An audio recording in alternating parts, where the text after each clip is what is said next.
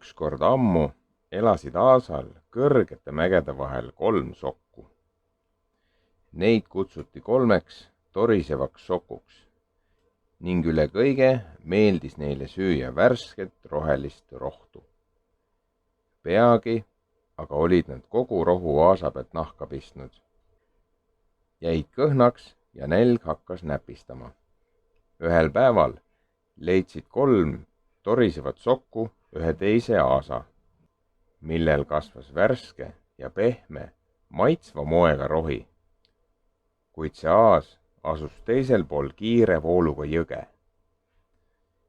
Kuidas küll teisele poole jõge saada, küsis kõige noorem sokk. Vaata, seal viib vana kivisild üle jõe, vastas keskmist kasvu sokk. Ma lähen üle silla ja maitsen seda rohelist maitsvat rohtu, ütles kõige väiksem sokk. Oota, hüüdis kõige vanem sokk madalal häälel. Enne, kui sa üle silla lähed, peaksid sa midagi teadma. Ma olen kuulnud, et selle silla all elab üks kohutav troll. Ta on suur ja näljane ning tal on pikk nina ja hirmteravad hambad. Aga väike sokk ei hoolinud veidrast trollist.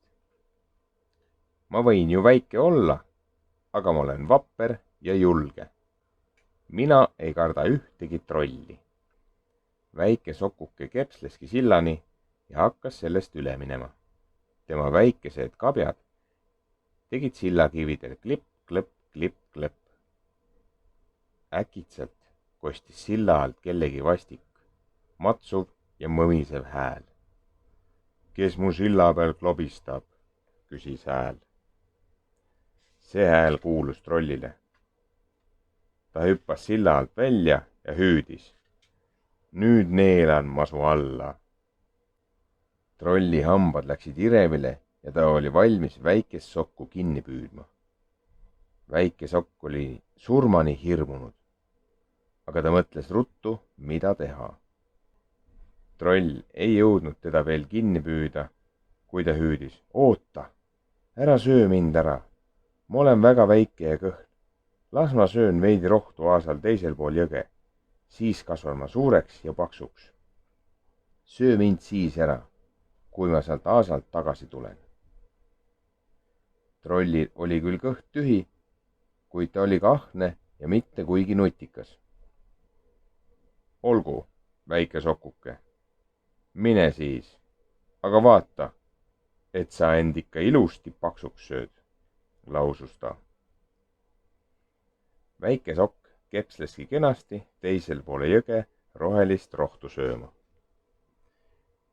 Peagi ütles keskmine sokk kõige vanemale. Ma olen meie venna pärast mures. Ma lähen teisele poole jõge ja vaatan, kas temaga on kõik korras. Ole ettevaatlik, vastas kõige vanem sokk, ning ära unusta kohutavat trolli. Kui meie väike vend trolli ei kartnud, siis ei karda ka mina, vastas keskmine sokk. Vapper sokk läkski sillani ning hakkas sellest üle minema.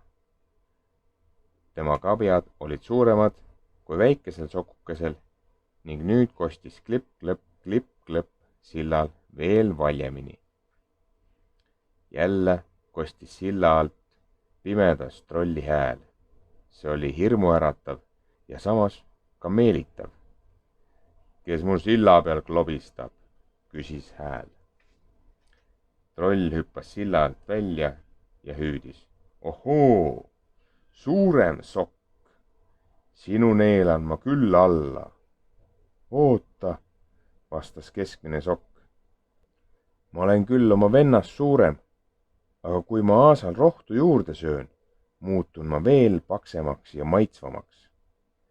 Troll oli näljasem kui kunagi varem, kuid ega tal vahepeal aru juurde polnud tulnud.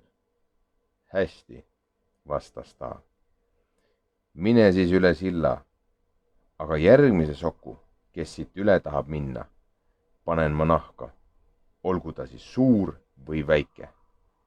Keskmine sokk kepsleski rõõmsalt üle silla ning asus koos vennaga maitsvat rohtu nosima.